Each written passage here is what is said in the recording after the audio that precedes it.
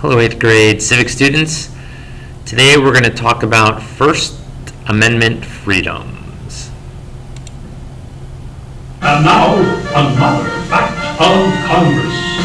Way back in 1789, people were noticing some things our new Constitution didn't take care of. So the first Congress came up with 10 changes, or amendments. These became known as the Bill of Rights. The First Amendment is important because Congress actually told itself what it could not do. If written using today's language, the First Amendment would say, you can't pass laws that keep people from practicing their religion. You can't pass laws that keep people from speaking their minds or publishing their ideas. And you can't pass laws that stop folks from getting together peacefully to express their views to their government. The First Amendment, it's a biggie. And that's another fact of Congress.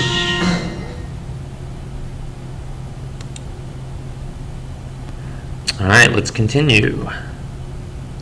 Oops. All right, so the first freedom we're talking about religion.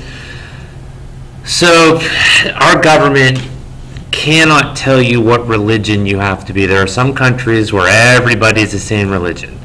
We're lucky in this country. You can practice, worship anything you want as long as it doesn't infringe on the rights of other people. So for example, your religion can't be based on human sacrifice. That's no bueno, no good. So we don't have an official religion. You can be whatever religion you want. You don't have to be a religion. If you want to be an atheist or agnostic, not practice, that's fine too. Freedom of speech. We're free to express our opinions and beliefs. We can criticize the government. We can criticize officials. We can criticize companies. Again, a short video clip here to talk about that does a better job of expanding on freedom of speech. We must not confuse dissent with disloyalty. We must remember always that accusation is not proof, and that conviction depends upon evidence and due process of law. We will not walk in fear one of another. We will not be driven by fear into an age of unreason if we dig deep in our history and our doctrine. And remember that we are not descended from fearful men, not from men who feared to write, to associate, to speak, and to defend the causes that were for the moment unpopular.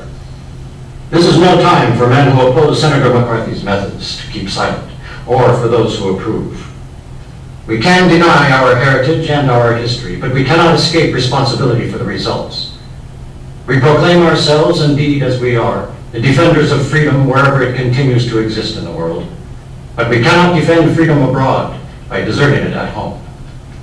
The actions of the junior senator from Wisconsin have caused alarm and dismay amongst our allies abroad and given considerable comfort to our enemies. And whose fault is that? Not really his. He didn't create this situation of fear. He merely exploited it, and rather successfully. Cassius was right. The fault, dear Brutus, is not in our stars, but in ourselves. Good night, and good luck. Just because you say something that is not popular doesn't mean you don't have the right to say it. And that goes for anyone. Okay? All right. Let's see here. Freedom of the press. In our country, newspapers, the internet, television companies, television stations can investigate the government. They can report on the things, they should report on things government is doing. And they're guaranteed that right by the First Amendment. Other countries, the government controls the press. Obviously, they are not going to criticize the government. In 1972, in Brandsburg v. Hayes, this court ruled against the right of reporters to withhold the names of their sources before a grand jury.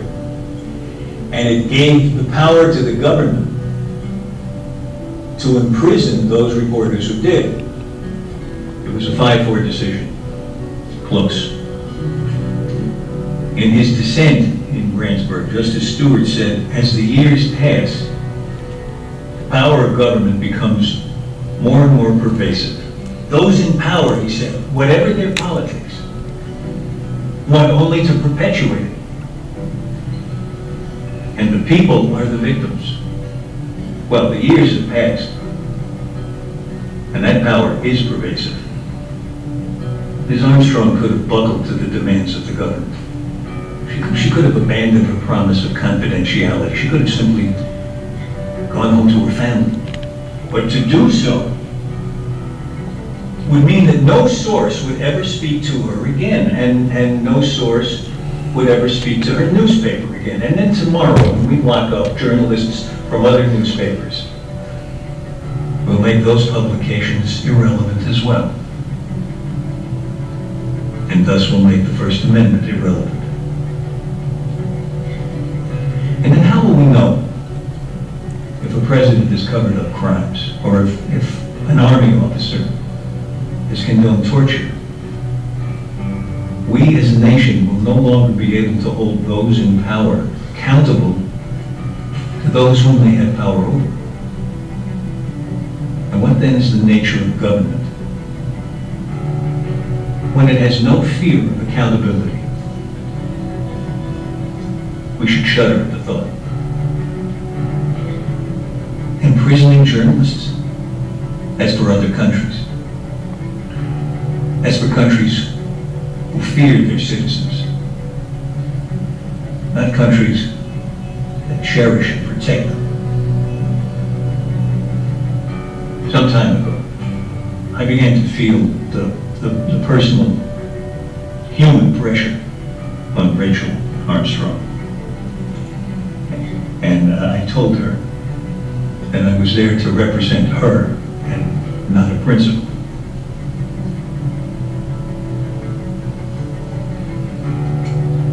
And it was not until I met her that I realized that with great people,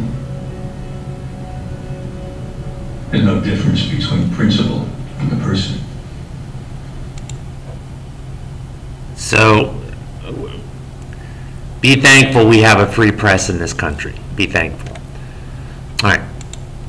Assembly. Again, we may gather peacefully. We may protest things if we feel the government has done something wrong.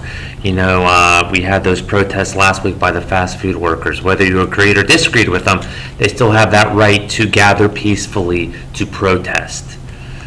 And then our last one is petition. You have the right to make your views known to our public officials. You can contact them. You know, you can write them. You can email them. You can call them. You have that right as a citizen. They are not. Our government is supposed to be open. It is not behind a veil of secrecy. It is not behind a closed door. Okay, so those are your 5 First Amendment freedoms. If you're having trouble remember them, remember RAPS, not that rap. Religion, assembly, press, petition, speech. All right. Thanks, guys. Have a good day.